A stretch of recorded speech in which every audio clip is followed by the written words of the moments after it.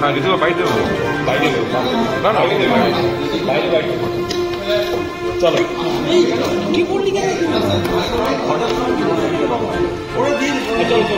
চলো চলো এই যে বসার ছবি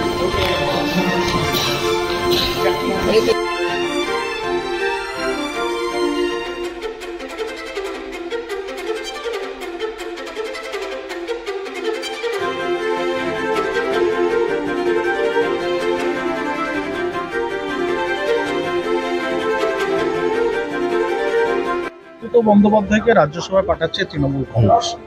জোহর সরকারের পরিবর্তে একদা বাম নেতার উপরেই কি দল আস্থা রাখছে? সবকিছুর সময় একটা পার্সপেক্টিভ থাকে।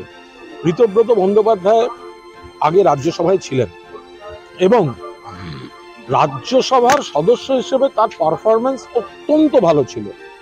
সংসদীয় রাজনীতি, সংসদের ভেতরে এবং সাংগঠনিক রাজনীতি, যদি আপনি এমপি হিসেবে ধরেন, এমপিদের বহু টেকনিক্যাল কাজ আছে, মানে কোয়েশ্চেন আনসার থেকে শুরু করে জিরো আওয়ার থেকে শুরু করে নানা ধরনের ডিবেট, মানে সংসদীয় কাজকর্মটা একটা অত্যন্ত মাপকাঠি। এবং ঋতব্রত কিন্তু একজন অত্যন্ত দক্ষ সাংসদ, যে বাংলা, ইংরেজি, হিন্দি দুটোতেই খুব সুন্দরভাবে বলতে পারে। নিশ্চিতভাবে তৃণমূল কংগ্রেসের সংগঠনেও, আইএনটিটিউসের দায়িত্বে ছিল, সংগঠনেও ভালো কাজ করছিল। ফলে একজন দক্ষ তার পরিচয় দিয়ে রেখেছে যে সাংসদে, ফলে সেক্ষেত্রে যোগ্যতম প্রার্থী হিসেবেই দল তাকে বিবেচনা করেছে। বিভিন্ন জায়গায়